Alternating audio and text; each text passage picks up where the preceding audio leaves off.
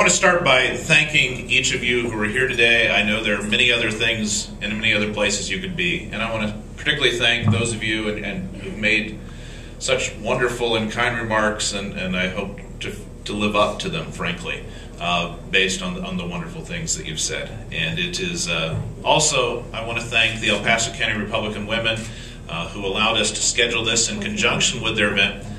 And I'll digress for a second just to say, after our event is over, there is another event here. That event requires us to leave and then come back in so that we can pay for the lunch if we wish to stay. I told my friends in the Republican women I would make sure to emphasize that. U.S. Senate candidate Jane Norton is going to be their speaker, so I just wanted to emphasize that we'll be stepping outside. I'll be outside, though, to visit with folks as long as you like afterwards. You know, today, we as Americans celebrate the life of an individual who fought hard for the right to vote for all American citizens. That individual is the Reverend Martin Luther King. And it's no accident that this event is scheduled today, because he fought hard for the sacred right to vote. And it is my intention as your next clerk and recorder to fight hard for that sacred right to vote and to ensure that your vote is counted accurately, honestly, and in an open manner. You know, in 1923, there was a different individual, not someone we honor, by the name of Joseph Stalin. And he said it's completely unimportant who in the party will vote, but what is extraordinarily important is this: who will count the votes and how. You know, this last election cycle in New Jersey, the counsel for the Democratic Party wrote a letter to the clerk and recorders and said, please do not check signatures on the mail-in ballots. Now, his hope was that they could dilute the votes of the people who had the right to vote by throwing in some extra votes. Well, fortunately, the New Jersey election was decisively against his party, so those few votes didn't matter. But there are elections where they do matter. We've had them here in El Paso County. Some of my friends have lost by 100 votes. Some of them have won by 100 votes. And it's absolutely critical that we have a clerk and recorder's office that's going to ensure that integrity, that's going to make sure that if someone mails in a ballot, their signature does indeed match what it's supposed to. Who's going to make sure that every person in this community who is a citizen, who's registered to vote, has a right to vote in a way that is open and accessible and makes it easy for them to exercise that sacred privilege we each have. I have fought hard for this for many years. Many of you know that as a Republican Party official, I have served on rules and bylaws committees to try to make sure that our assemblies have been run the way they're supposed to offer advice, to offer counsel, to make sure that every vote at that assembly process counted the way it should.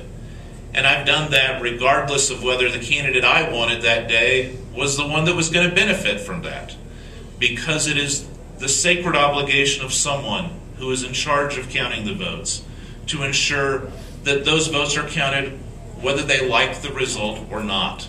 It is not the job of the clerk and recorder to choose the winner. It is the job to ensure that the people of this community are able to choose the leader.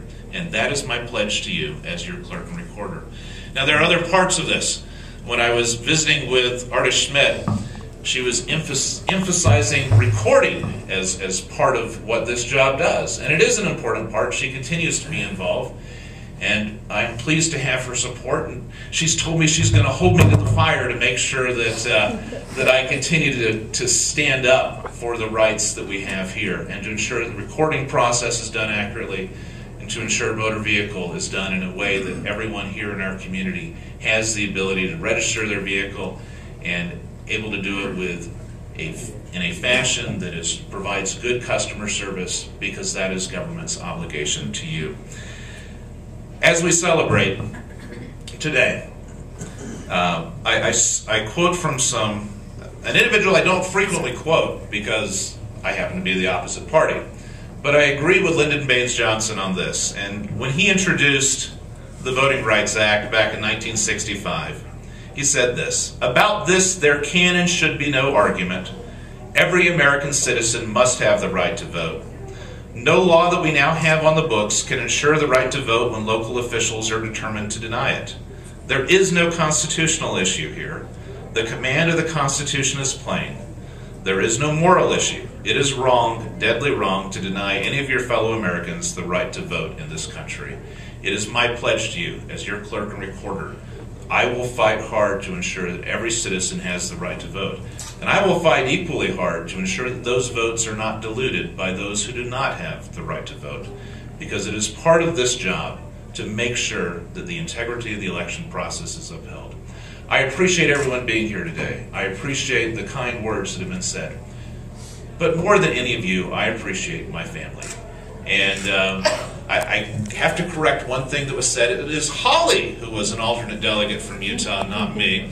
But for those who haven't met them, my wife Holly, my daughters Wendy and Lindsay, my son Greg, and some of you remember them as...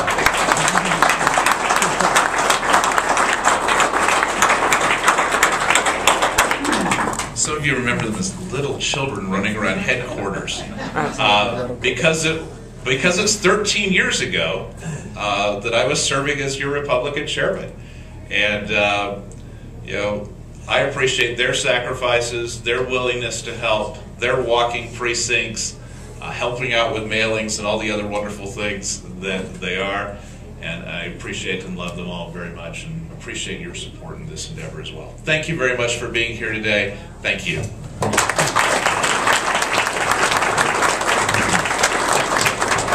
Thank you. I'd just like to mention a few other elected officials who are in the audience and give them some recognition. We have the Vice Chairman of the County Commissioners, Ms. Amy Latron, okay, and Representative Larry Liston. Thank you. Oh, and Councilman Barney Herman. Yes. All right. Anybody else?